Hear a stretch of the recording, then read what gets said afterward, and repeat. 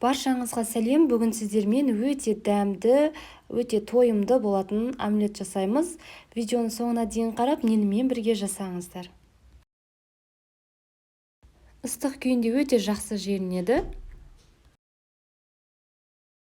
Алдымен жұмыртқаға аздап тұз, майдалап туралған шұжық өнімі,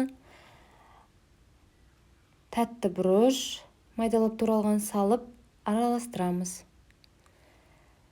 Көк пияз, укропты майдалап турап салып тағы да араластырамыз.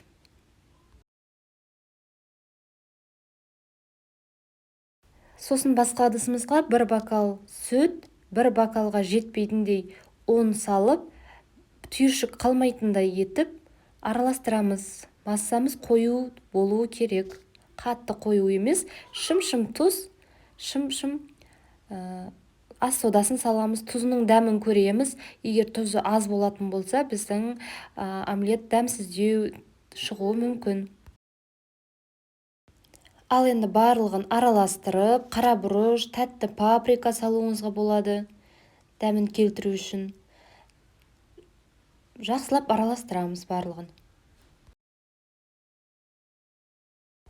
Қызып тұрған табамызға осылай құйып, бетін жауып, жай отта қоямыз. Асты қызарған соң, екінші бетіне аударамыз.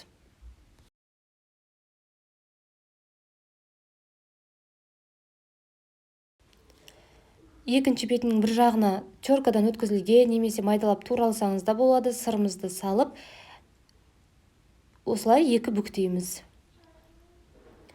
Екі жағын қызарғанша пісіріп аламыз.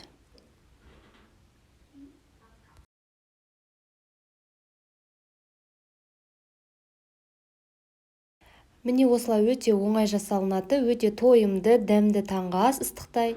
Міндетті түрде жасауға кеңес беремін. Астарыңыз дәмді болсын. Сіздермен болған үміті басқа видеоларда кездескенше.